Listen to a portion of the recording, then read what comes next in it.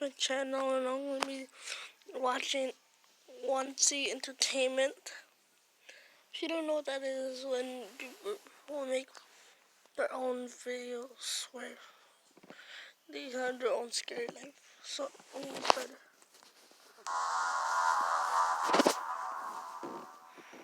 I don't know what to do. It all started 3 weeks ago. My mom disappeared. She was at home in the morning, nothing different. She hugged me, saying goodbye, wished me luck with school, and gave me a packed lunch. And when I got home that evening, she wasn't there. She didn't come back. So we called the police and all of the search was set up. The whole town came together and held a giant search party, lasting through the night, but there was no sign of her at all. She had just completely vanished. The weeks since were hell for both me and my dad. Rumors started spreading through town, and particularly around the school, that my mom had been murdered. Dad took things a lot worse than I did. Oh my God. He was a carpenter, so it wasn't unusual behavior for him to disappear into the garage for a long time, to work on a chair or table or something. Especially, it was what he always did when he was stressed. I figured that's just how he was dealing with the grief. We barely spoke over the next couple weeks. He was locked in there from sunrise to midnight. And we might bump into each other at one point, but he'd just say good night and went to bed. Sure, it was a bit weird, but I understood that he was going through a lot. But the longer he spent in there, the less I was sure he was doing woodwork. There were large bottles of bleach popping up in our bins, and Dad barely took any break. One night, I had waited for him to go to sleep, and I crept down to try to open the door, but it was locked tight, and Dad always had the key. But today, when I came home from school, he was in the kitchen, freshly shaved, showered, had a rested face. He was totally different from what he'd been for the last couple of weeks. He was cooking. My dad used to love grilling, and his steaks were always amazingly delicious. So, it was a nice change, since I fed myself only pot noodles and soup for a few weeks. He set down two of the biggest, bloodiest steaks I had ever seen in my life. But it looked kind of different. Not bad, but just different. Dad tucked into a steak straight away, and I did too. It was a bit tough to chew, but the seasoning and flavors tasted just as good as the rest of the steaks were. We had finished pretty soon, and I was feeling full and satisfied. Then Dad said something I can't stop thinking about. I doubt they'll ever find her body.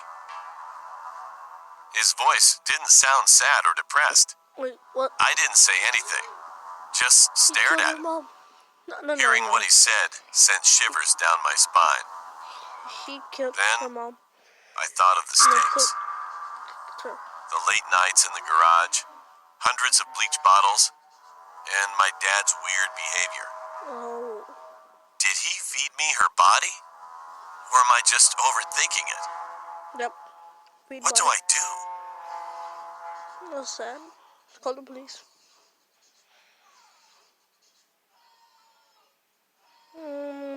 Should I watch this? I couldn't sleep at all the whole night, and I thought about the class that I took at school. From that day, I never made fun of any teachers again.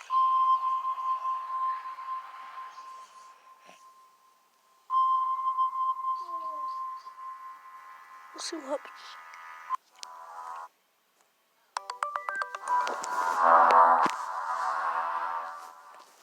Hi, my name is Shay. Well, at least that's what everyone calls me. About 11 years ago, my mom, my big brother, and I moved from Mississippi to Nashville, Tennessee. We were staying with my uncle and his wife and stepkids for a while until we got our own place.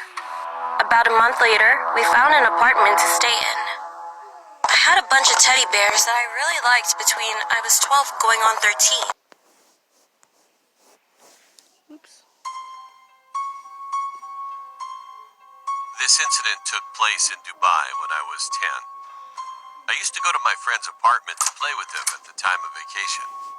One day, as usual, I went to his room to play. After playing for a long time, I went to the bathroom. While I was washing my face off and other things suddenly started to fall down. Get out of there. I was surprised. Get out of there. I thought maybe it was because of wind, but when I checked the surroundings, I found out there wasn't any window in the bathroom. I got out and told my friend the incident. He told me that there's a ghost in his room. I freaked out. At first, I didn't believe him. However, then next his mother and father explained the paranormal activities which had taken place there since they moved into that place. His father was making a burrito in the kitchen one day, and suddenly a call came for him. He kept the burrito on the stove and attended the call. After attending the call, when he came back, he was surprised to find out that the burrito was burning down in flames from the stove. But he said he was definitely sure that he hadn't turned on the stove yet.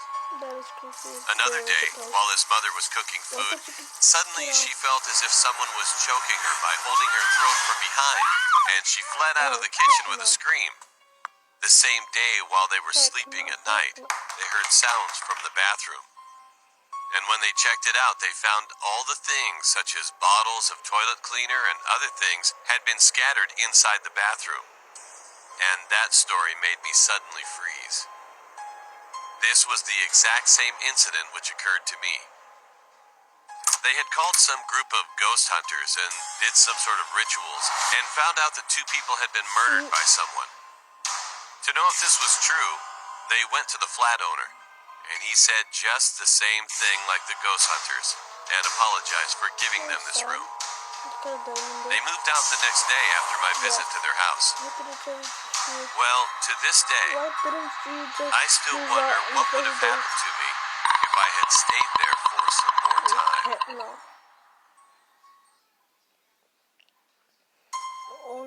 Haunted house.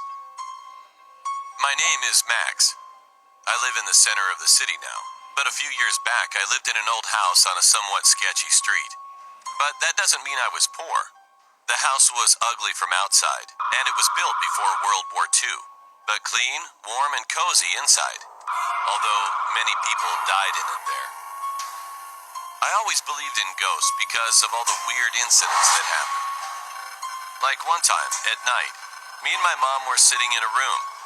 It was pitch black outside the room we sat in. Suddenly, we heard someone was tripping over, falling in the kitchen. We also heard things like plates fall down and shatter.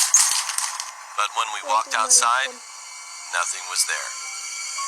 Everything was in its place, and we were so scared about what was going on. A few years later, I had a dream. Me and my mom were walking down a path, and suddenly we stopped, and I heard a voice saying, "Bridge."